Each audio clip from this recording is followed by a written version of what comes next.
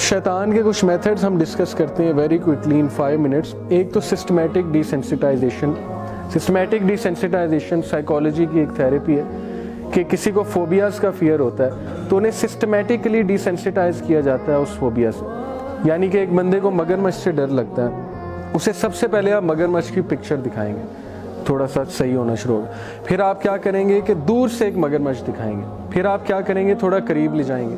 फिर आप क्या करेंगे कि मगरमच्छ को खुद हाथ लगा के दिखाएंगे। तो आहिस्ता आहिस्ता डिसेंसिटाइज हो रहा है। अब सिस्टमैटिक डिसेंसिटाइजेशन का कुरान से प्रूव ये मिलता है कि gradual exposure to a big sin हर बंदे को अचानक बिग सिन की तरफ नहीं लेके आता। फुट स्टेप्स हैं उसके, फुट स्टेप्स के थ्रू वो डिसेंसिटाइज करता है। मिसाल के तौर पे आपकी जब ईमान की हालत ज़्यादा, आप देखेंगे कि आपको कोई औरत की पिक्चर ही नज़र आ जाए ना तो आपको थोड़ा सा प्रॉब्लम होने लग जाता है, ठीक है। लेकिन कुछ लोग हैं कि उन्हें बिल्कुल भी नहीं होता।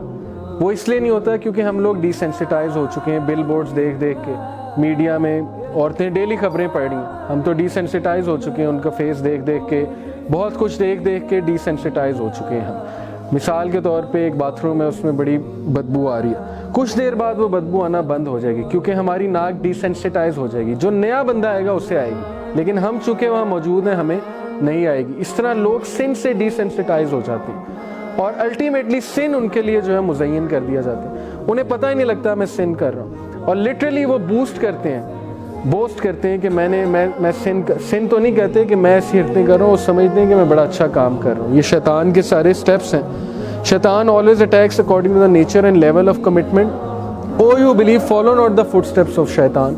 उसके फुटस्टेप्स को भी फॉलो ना करो।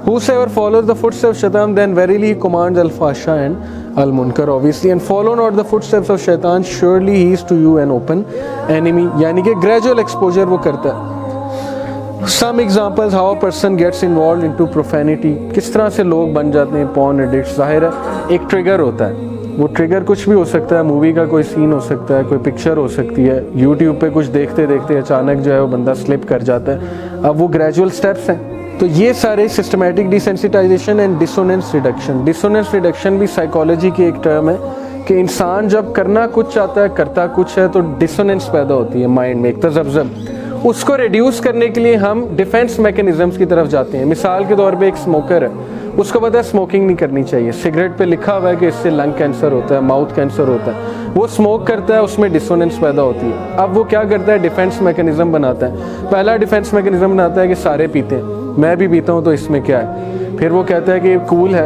ये संजय दत्त पीता है, सुनील शेट्टी पीता है और बड़े कूल लगते हैं वो बॉयज़, और हॉलीवुड में दिखाते हैं सिगार पीते हैं, तो it's cool thing, so I should also smoke.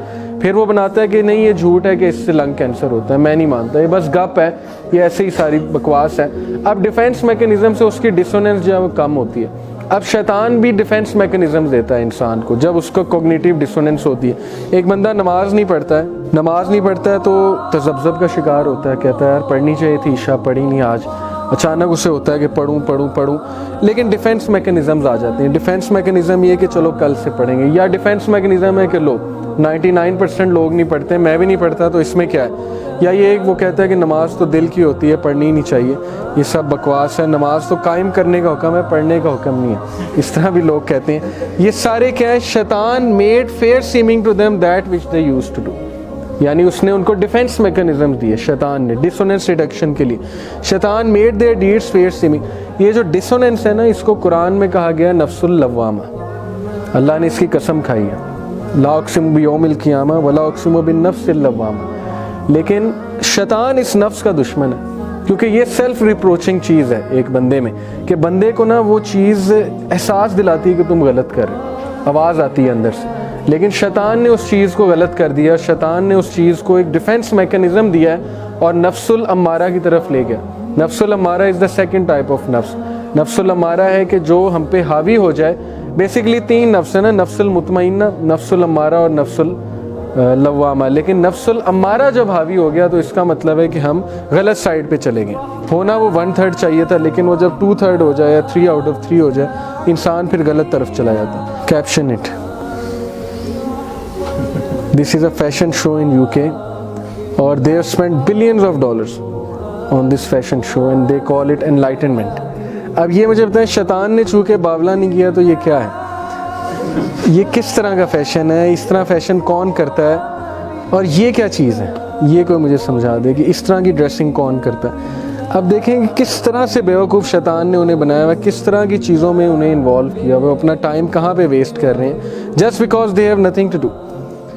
उनको पता नहीं कि ज़िंदगी के साथ हमने करना क्या है, तो बस अब ये इन चीज़ों की तरफ